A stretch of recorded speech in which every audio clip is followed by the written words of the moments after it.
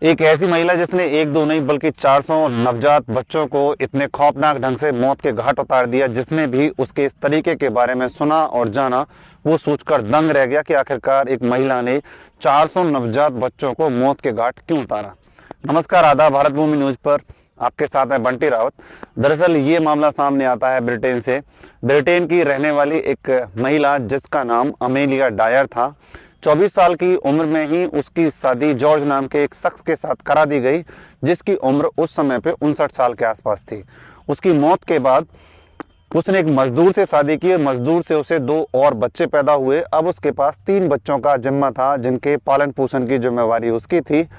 आर्थिक तंगी के चलते उसने नौकरी भी छोड़ दी और नौकरी के बाद अब बच्चों का जीवन गुजर बसर करने के लिए उसने बेबी फार्मिंग का एक प्रोफेशन अपनाया। बेबी फार्मिंग का मतलब था कि लोग कुछ निश्चित समय के लिए अपने बच्चों को पालने के लिए दूसरे लोगों को सौंप दिया करते थे, जिसके एवज में उन्हें उन बच्चों को पालने के लिए पैसे देने होते थे। इसी तरीके से काम करते हुए उस महिला ने उन बच्चों की देखभाल की, कुछ दिन तक अपना घर का जीवन गुजर बसर किया। लेकिन उसने वहाँ पर भी कुछ नवजात बच्चों को भूख के चलते उनकी मानसिक और शारीरिक स्थिति बिगाड़कर उनकी भी हत्या कर दी, जिसके बाद उसे 6 साल के कारावास की सजा हुई।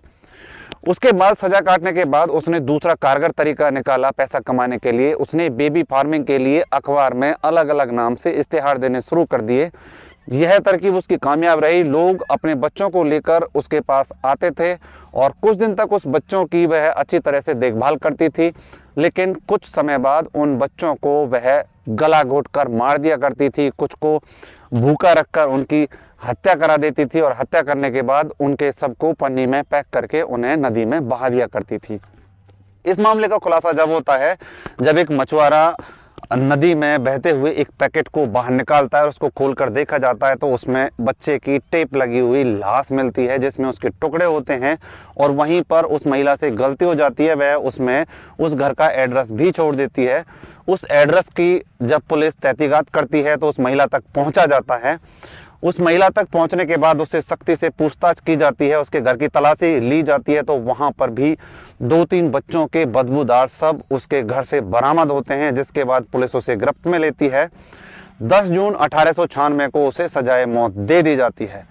समाज में ऐसी ऐसी चीज़ें सामने आती हैं, ऐसे ऐसे इतिहास हमें देखने को मिलते हैं कि एक महिला ने केवल अपनी आर्थिक तंगी को दूर करने के लिए और अपनी मनोस्थिति खराब होने के चलते 1-2 नहीं बल्कि 400 नवजात शिशुओं को मौत के घाट खौफनाक तरीके से उतार दिया। इस तरह की घटनाओं को बताने का हमारा कोई गलत उद्देश्य नहीं है, आपको विचलित करने का कोई उद्देश्य नहीं है, बल्कि आपको सतर्क और सावधान करने का है कि अपने बच्चों की परवरिश के लिए किसी भी महिला को नियुक्त करते समय, लगाते समय गहराई से जांच पड़ताल जरूर करें, उसके बारे में जानकारी इकट्ठा जरूर करें, जिससे इस तरह की घटना का शिकार होने से आप बच जाएं, आपका परिवार उजड़ने से बच जाए। फिर मिलते हैं इसी तरह की किसी और सच्ची घटना के साथ। तब तक के लिए जय हिंद, जय भारत।